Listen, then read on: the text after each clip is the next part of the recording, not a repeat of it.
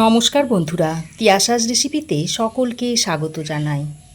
বন্ধুরা, আজ আমি আলু দিয়ে একটা দুর্দান্ত স্বাদের নিরামিষ রেসিপি আপনাদের সঙ্গে শেয়ার করব, যেটা গরম গরম ভাত, রুটি, পরোটা, ফ্রাইড রাইস, নান সব কিছুর সঙ্গেই খেতে দুর্দান্ত লাগে। আশা করছি রেসিপিটা আপনাদের খুবই ভালো লাগবে। আমার চ্যানেল এখনও না সাবস্ক্রাইব করে থাকলে প্লিজ চ্যানেলটা সাবস্ক্রাইব করার অনুরোধ রইল। এখানে আমি 500 গ্রাম মতো আলুর খোসা ভালো করে ছাড়িয়ে নিয়েছি। তারপর একটা কাঁটা চামচের সাহায্যে আলুর গায়ে ছিদ্র করে দিচ্ছি। যেহেতু আলুটা আমি গোটা গোটা ব্যবহার করছি, তাই ভিতরে যাতে মশলাটা ঢুকে যায় সেই জন্য এইভাবে কাঁটা চামচের সাহায্যে একটু ছিদ্র করে নিচ্ছি।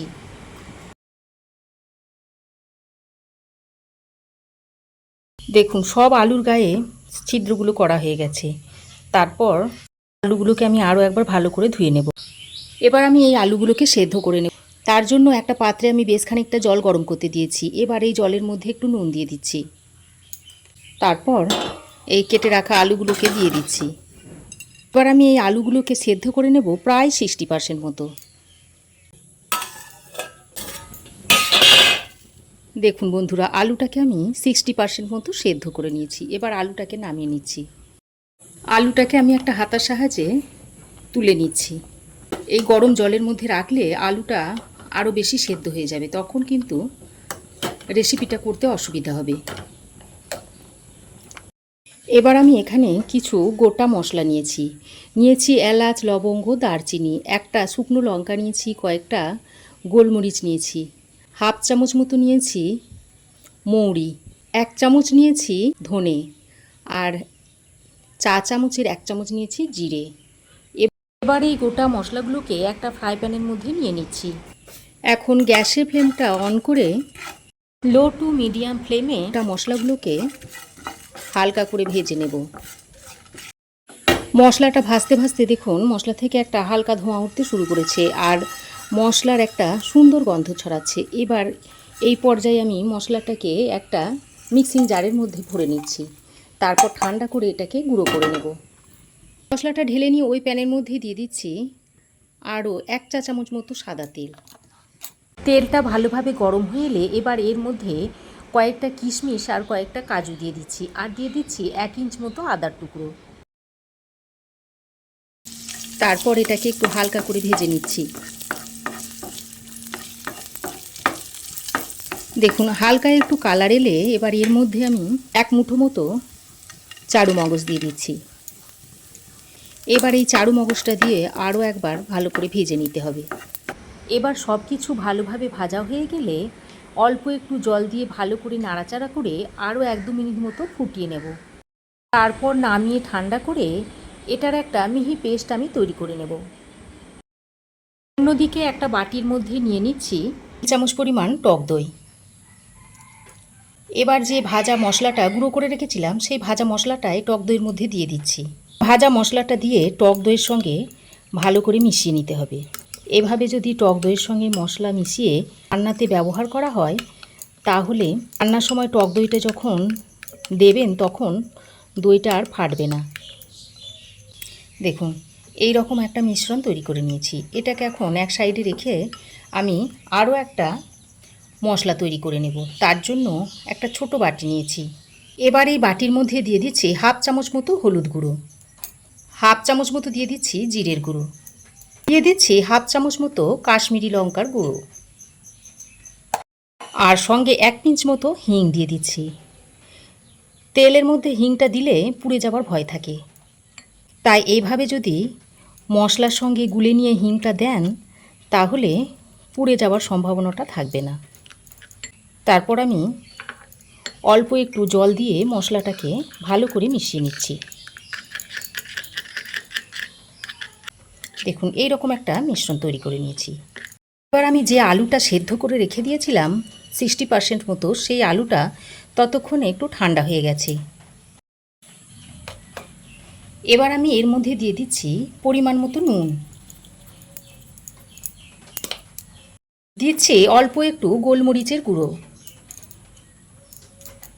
আর দিয়ে দিচ্ছি একটু কাশ্মীরি লঙ্কার গুঁড়ো। এবার আমি এর মধ্যে 1 চামচ পরিমাণ কর্নফ্লাওয়ার দিয়ে দিচ্ছি।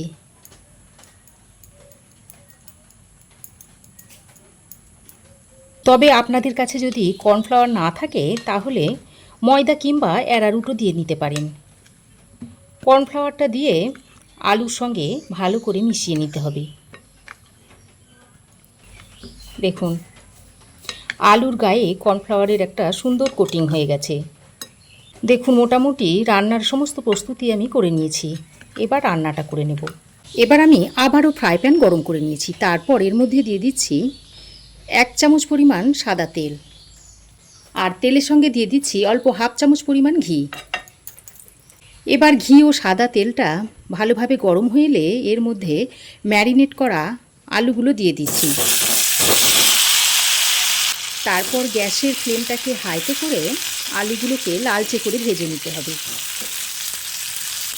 আর আলুর দমের আলু সব সময় একটু বেশি করে লাল করে ভেজে নেবেন, তাহলে আলুর দমটা দেখতে বেশ ভালো হবে। আর যে কোনো তরকারি যদি দেখতে ভালো না লাগে তাহলে সেই তরকারিটা খেতেও কিন্তু ভালো লাগে না। দেখুন বেশ সুন্দর করে রং ধরিয়ে আমি আলুগুলোকে ভেজে নিয়েছি। এবার আলুগুলোকে আমি নামিয়ে নিচ্ছি। দেখুন এইরকম লালচে রং ধরিয়ে আলুগুলোকে ভেজে নিতে হবে। এবার আলুগুলোকে আমি নামিয়ে নিচ্ছি। এবার আমি রান্নাটা করার জন্য ওই পাত্রে আবারও দিয়ে দিচ্ছি 2 চামচ মতো সরষের তেল। এবার আমি ওই তেলের মধ্যে দিয়ে দিচ্ছি 2টো তেজপাতা, একটা শুকনো লঙ্কাকে ফাটিয়ে দিয়ে দিয়েছি, আর অল্প সামান্য কয়েকটা গোটা জিরে দিয়ে দিচ্ছি। এবার ফোড়নটা কিছুক্ষণের জন্য ভেজে নিতে হবে। ফোড়ন কিছুক্ষণ ভেজে নিয়ে ওই যে একটা কাজু কিশমিশ আর চারুমগজ যে পেস্টটা তৈরি করেছিলাম সেটা এর মধ্যে দিয়ে দিচ্ছি। তারপর ফোড়নের সঙ্গে ভালো করে নেড়ে চেড়ে মিশিয়ে নিচ্ছি। এবার আমি এর মধ্যে মিক্সির বাটি ধোয়া জলটা দিয়ে ভালো করে কিছুক্ষণ কষিয়ে নেব। দেখুন মশলাটা বেশ কিছুক্ষণ কষিয়ে নেওয়ার পর দেখুন মশলা থেকে একটা তেল ছাড়তে শুরু করেছে। এবার আমি এই পর্যায়ে মশলার পেস্টটা দিয়ে দিচ্ছি, যার মধ্যে হিংটা গুলে নিয়েছিলাম। আর এই পর্যায়ে যদি হিঙের মিশ্রণটা দেওয়া হয় তাহলে তরকারির স্বাদ ও গন্ধ দুটোই খুব ভালো হবে। এবার একটু বাটিটা ধুয়ে জল দিয়ে দিচ্ছি। তারপর মশলাটাকে আরও কিছুক্ষণের জন্য কষিয়ে নিচ্ছি, আর এটা লো টু মিডিয়াম ফ্লেমে করতে হবে।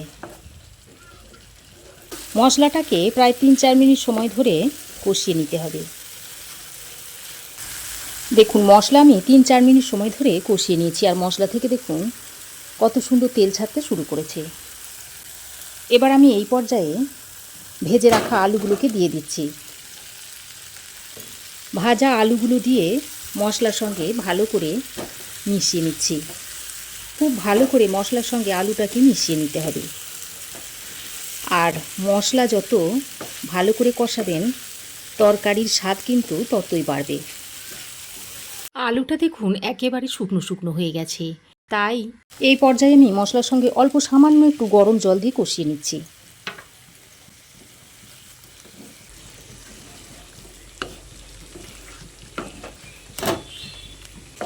গরম জলটা মিশিয়ে নিয়ে এবার আমি ঢাকা দিয়ে 4-5 মিনিটের মতো কষিয়ে নেব। এভাবে ঢাকা দিয়ে যদি আলুটা কষিয়ে নেওয়া হয় তাহলে আলুটা আরও কিছুটা নরম হয়ে যাবে। দেখুন বন্ধুরা ঢাকা দিয়ে লো টু মিডিয়াম ফ্লেমে আমি আরও 4-5 মিনিট মতো আলুটাকে মশলার সঙ্গে কষিয়ে নিয়েছি। এবার আমি এর মধ্যে 1 কাপ মতো গরম জল অ্যাড করে দিচ্ছি। গরম জলটা দিয়ে আলুর সঙ্গে ভালো করে নেড়েচেড়ে মিশিয়ে নিচ্ছি। তবে আপনারা যদি একটু শুকনো শুকনো খেতে চান জলটা একটু কম দিয়ে নেবেন। আমি যেহেতু একটু গ্রেভি রাখবো তাই এভাবে 1 কাপ মতো জল দিয়ে দিলাম। এখন আমি তরকারির স্বাদ মতো নুন এখানে দিয়ে দিচ্ছি। নুনটা দিয়ে আরও একবার নেড়েচেড়ে মিশিয়ে নিচ্ছি। ভালোভাবে নেড়েচেড়ে মিশিয়ে নিয়ে আবারও ঢাকা দিয়ে 4-5 মিনিট মতো রান্না করে নিচ্ছি। এতে করে আলুগুলো ভালোভাবে সেদ্ধ হয়ে যাবে। দেখুন 4-5 মিনিট ঢাকা দিয়ে আলুটাকে আমি ভালোভাবে কষিয়ে নিয়েছি। দেখুন আলু খুব সুন্দরভাবে কষানো হয়ে গেছে। এবার আমি দইয়ের সঙ্গে যে ভাজা মশলাটা মিশিয়ে রেখেছিলাম সেটা এখন দিয়ে দিচ্ছি। দইয়ের মিশ্রণটা দিয়ে আলুর সঙ্গে আবারও ভালো করে নেড়েচেড়ে মিশিয়ে নিতে হবে। এর বাটিতে আরও সামান্য গরম জল দিয়ে আমি এখানে দিয়ে দিচ্ছি। তারপর আবারও ভালো করে নেড়েচেড়ে মিশিয়ে নিচ্ছি। আর দেখুন আলু একেবারে ভালোভাবে সেদ্ধ হয়ে গেছে। আমি আলু সেদ্ধ হবার পর তবে দইয়ের মিশ্রণটা দিয়েছি। অনেক সময় দেখা যায় কি দইটা যদি সেদ্ধ হওয়ার আগে দেওয়া হয় তাহলে ভালোভাবে সেদ্ধ হতে চায় না, তাই আমি আলুটা সেদ্ধ করে তারপর দইটা দিয়ে দিয়েছি। জলটা দিয়ে ভালো করে নেড়েচেড়ে মিশিয়ে নিয়েছি। এবার আমি এর মধ্যে অল্প একটু চিনি দিয়ে দিচ্ছি। যেহেতু দই দিয়েছি তাই স্বাদের ব্যালেন্স করার জন্য চিনিটা দিয়ে দিলাম। চিনিটা দিয়ে আরও একবার ভালো করে নেড়েচেড়ে মিশিয়ে নিচ্ছি। সব শেষে এর মধ্যে আমি কিছু কসুরি মেথি এইভাবে দিয়ে দিচ্ছি। তারপর আরও একবার ভালো করে নেড়েচেড়ে মিশিয়ে নিচ্ছি। এবার ঢাকা দিয়ে আরও 2 মিনিট রান্না করে নিচ্ছি। 2 মিনিট পর ঢাকাটা খুলে নিচ্ছি। আর রান্নাটা এখন সার্ভ করার জন্য একেবারেই রেডি হয়ে গেছে। এবার আমি এটাকে ঢাকা দিয়ে আরও 2 মিনিট স্ট্যান্ডিং টাইমে রাখার পর তরকারিটা আপনাদের সার্ভ করে দেখাবো। আরও 2-3 মিনিট স্ট্যান্ডিং টাইমে দেওয়ার পর আলুর দমটা আমি আপনাদের সার্ভ করে দেখাচ্ছি।